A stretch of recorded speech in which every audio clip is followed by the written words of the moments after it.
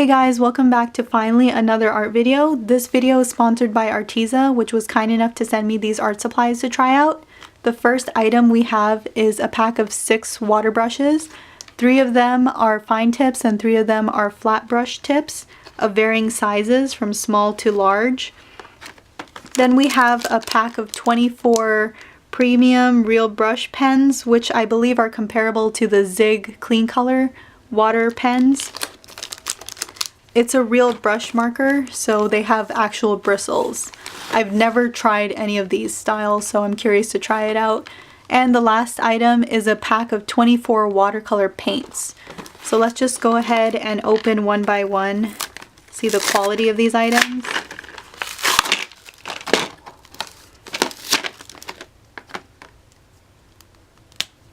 Alright, let's get a closer look at these. So this one is their finest brush pen. I must say the cap does feel a little bit like hard to snap on. You have to give it a little bit of pressure. But the brush bristles feel like pretty decent quality. It feels like it would last a while. Although these synthetic nylon brushes usually get stained a lot with a lot of paints, I've noticed that. This is the medium. And this is the large pointed brush. And then we have the small flat, the medium flat, and oh god, they're really hard to open, like you really need to give it your all, and the large flat brush. So medium and small for the flat brushes is quite a drastic, sorry, they're rolling around everywhere. Is quite a drastic change. They have this little push button here too. It's probably, I'm guessing, to like squirt more water in the water brush when usually water brushes have the whole barrel be squishy, but this one just has this small red area, which is interesting. I'm curious to know how it'll work.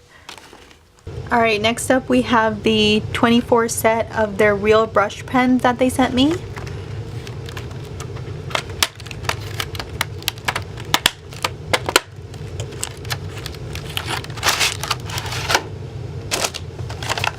So there's 2 sets of colors.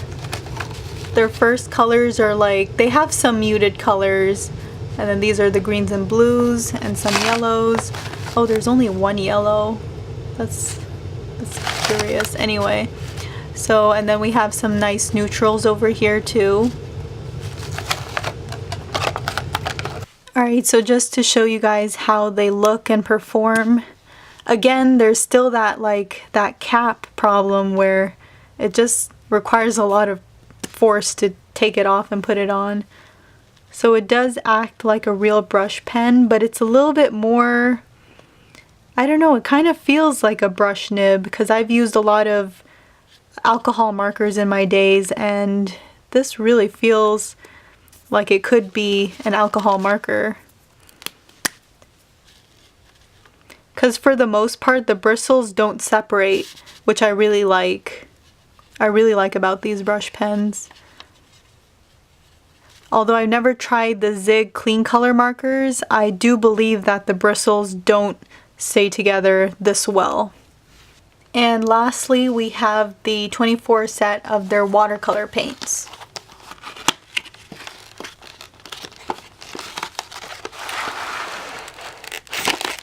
Alright, so I just got the plastic off, and the tips are made out of plastic, but I really like these ridges that they have on the corners because it makes it really easy to screw on and screw off.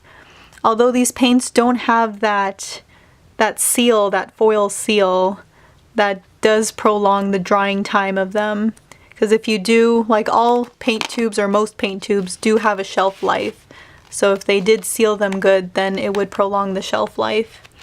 So there's a good selection of colors, and of course paints you can always mix around, so you always have a larger variety even though you have like a smaller set. I'm going to put this all in a palette, and I'm also going to do swatches of their real brush pens, and then I'll show you all the colors that I got. So here are all the color swatches for the Arteza watercolor brushes. I did notice that not all of them like stay true to their form, like the form of the brush. Like this one is kind of split. So, and I did notice with some of the brushes that they have this random like long strand of hair. A lot of the brushes, the marker brushes, actually have this problem, and it will actually spread the color to like an unknown location sometimes. Like especially if you're coloring and then the hair just like randomly takes the color and pushes it somewhere else. It's hard for me to replicate what it was doing when I was making the swatches, but it was pretty much, you can kind of see it. It's this little long strand, and it kind of like spreads the color where you don't expect it to go sometimes. So that's my only criticism. Although another thing I noticed, because I was gonna write the colors, like label all the colors, but none of them are labeled. So you just kind of have to, there is some numbers here, but I doubt that has to deal with, they're exactly the same. So I think this is like some sort of product number or something, but it doesn't indicate color, unfortunately. So you just kind of have to guess just by seeing the colors, which is pretty much what you have to do with Crayola or RoseArt or any of those like affordable brand markers. So I don't mind, because I've been doing this forever, just like deciding what color to use based on how the cap looks. Although in this case you would have to see the brush first and determine the color. I was doing that all the time anyway. And also it kind of does match the color that it was meant to represent. Let me grab another one. So this was the orange. Kind of, yeah, it does match the color on the tips, so that's good. There's not too much guesswork involved. So these are all the swatches for their watercolor paints that they gave me. Thankfully they did have names on them, and so it made it easier to identify which color was which. And I do like how they flow. I've been using one of their water brushes, the really fine one, and it works really well. At first the tip is a little stiff, so you do need to keep pressing the water and letting it flow for a while for it to get to start flowing out evenly. But it's really nice, and you have a lot of control with these water brushes. But for the most part, I think all water brushes are made similarly, because, and as you can see that there was stainage on the nylon tip. I've noticed, I did use a Tim Holtz water brush before, and I did notice it was the greens that were problematic. They would always stain the tip for some reason, but it was only the greens. The other ones would wash away for some reason. But I have yet to try like washing it with some sort of brush cleaner to see if the stain will go away. So for the speed paint, I decided to paint some colorful roses. I had promised my mother-in-law a year ago that I would paint her some roses, and I've been putting it off, so I thought, hey, since I need to do this review, let's just do two at once. Anyway, the paper I'm using is 140-pound rough press paper, which is really absorbent. I found myself pressing the red squishy tube on my water brushes to like load up the water, make it pool on the paper so it'd be easier to spread the paint and blend, because this paper, it just, not only does it immediately soak up the ink or the paint, but it also almost immediately dries it. So it was really hard when I was trying to blend to constantly try to reactivate the paint that was already laid on the paper. So I started off using the real brush pens to outline the petals of the roses, because when I did the sketch it ended up being a little too dark, because the problem with this paper, I really think I used the wrong paper, because there's too much texture on it. So when I was trying to do the sketch, the lead of my pencil wanted to follow the texture of the paper rather than making straight lines. So I ended up making a bunch of just like random lines that I didn't want to like the painting to show, because unfortunately watercolor is transparent. So it's not gonna cover over any sketch lines, and I didn't want it to show through the paint. So I did a really quick rubbing on the whole entire sketch lightly with my eraser, but I ended up erasing a little too many lines, and then I ended up like not being able to see the outline of the petals. So I'm just like, okay, I'll use the real brush pens to kind of re-outline the petals so I can actually see where like all the shadows and the shading is supposed to go. Then after most of the outline was done, I used the finest water brush that Arteza gave me and started painting with it. I used mostly the paints because unfortunately this paper is very absorbent. So when I tried to use the brush pens, I've noticed that like it was really hard to spread it out. Once I laid it on the paper, it just like immediately dried. So I thought like to cover majority of the area and also to get most of the blending done, I'm just going to use mostly paints. Although I found the brush markers to be really helpful when touching up, because once I was finished with the painting, then like I already cleaned my palette, I capped up all the tubes, I put them back, and then I noticed there's some petals that aren't quite defined as much as I would like them to be. So I just like brought out the brush pens again and just started touching it up, and then trying to blend it out once I've noticed like it's maybe creating a little too harsh of a line. Then I would blend it up with the water brushes. So I found them really helpful for touch-ups. So the quality of their tube paints were decent, but I personally have never used artist quality watercolor paints before, so I'm not too sure about the differences, although I do know someone that does own artist quality watercolor paints. I believe they are the Winsor Newton brand.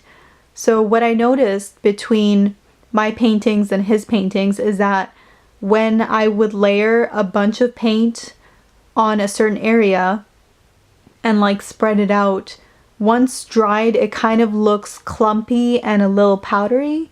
So by clumpy, I mean like some spots end up darker and then other spots end up being like kind of washed out. And so it kind of makes this interesting texture once dried that you're kind of not expecting. So, but when I see his paintings and the areas where he's layering a lot of color, it looks very smooth and very like blended and just different from my paints. I thought it might be the paper because I am using very absorbent paper that does dry the ink quite quickly. So I tried it on like a smoother cold press paper that I own, and it was doing the exact same thing, clumping and powdery when dried. So I think it might have to do with the quality of the paints. I'm being completely honest, these are budget art supplies. I wouldn't even consider them student grade. Although I would say they're a really good practicing tool. I think like whenever you want to get into a new media, you should start off with the basics. For the most part, the really cheap art supplies, like the cheapest watercolors in the world, will look like kind of similar, or will have like a similar blending effect, a blending like technique than the highest quality artist color paints in the world. So like whenever you want to get into a media, then I think it's really important to practice with the cheap stuff, because you don't want to have to order like $100 set and then realize, oh, I don't quite like using this type of paint, and then, well, you got a $100 set that you kind of have to get rid of now. And I say this because when I was crazy about like Copics and all those alcohol markers that were going around YouTube, I started off using Rose Art and Crayola because I was respectable to my parents' budget, and I understood, yeah, this is like $8 a marker, it's kind of crazy. But I noticed that like I learned a lot about coloring, shading, like changing the tones by layering different colors just by using like the cheapest markers. And then until like I started earning on my own, and then I decided to get the real alcohol markers, and I felt ready. Like I felt like I was much more experienced, and I could make much more a higher quality artwork with these markers now, because I really don't think it's a good idea to give a kid high quality, really expensive art supplies just for them to like scribble around and make mistakes, and it's just ends up being a waste of money and a waste of really good art supplies. So back to the painting, I really messed up the background because I wanted it to have like a blurry forest kind of background, but unfortunately I made the roses too colorful. So when I made that like green foresty blurry background, then it kind of like, I wanted the roses to pop, but it kind of like just blended into the background, the roses, and in some cases it looked too faint. Like the background was popping out more than the roses, and I was like, okay, this is definitely not what I'm looking for. So I took the largest flat brush, which I think is really amazing for washes if you want to do like a background, a really large background wash in watercolor, because this brand dries really quickly. So I found like their biggest flat brush to be really helpful, spreading out the color and making sure it looks all even and stuff like that. Again, the clumping and powdering effect was happening, but I just made it part of the artwork now. So since it's like, it's kind of consistent within the whole art piece, I'm just like, all right, it's part of the work, that's fine. So I ended up mixing crimson red, burnt umber, and their black colors together to make a really dark maroon, and I found that it looked really like nice and natural for the background. So I went ahead and spread it out, and it did make the roses pop, so I was happy with the result. So changing the topics a little bit, for those of you curious to where I've been all this time, I've kind of been jumping from job to job. Like every time I thought, I don't really need the money, let me just quit and let me just do what makes me happy. Because a lot of these jobs are just like basic labor jobs. I just feel so empty inside when I'm doing them. And especially like I had to deal with a lot of customer service, and customer service out there is really, it's a madhouse. And so you kind of have to put everyone's feelings over your own. And it was really like emotionally draining for myself. But every time I thought I don't need the money and I quit, then I just found myself looking for another job to try and like get the bills, get the money to pay the bills. So yeah, and to make matters worse, YouTube kicked me out of their partnership program because I wasn't getting enough views. So unfortunately, like before I was making a few cents per video, but now it's like nothing. So I've been having my doubts about continuing my YouTube channel. But I hope I can make another video. These do like make me feel lively and happy, and it just feels nice and relaxing to work on another piece of art. A big thank you to Arteza for sending me these to try out. I was really grateful that they wanted me to partner with them. If you're interested in purchasing any of the products that I've reviewed today, please use the affiliate link below. I will receive a small commission based on how many items sell through the affiliate link, and I do have a 10% off coupon code for you also listed in the description below. Thank you very much for watching, and hopefully I'll see you guys in my next video if I do make a next video, which I hope I will. Goodbye.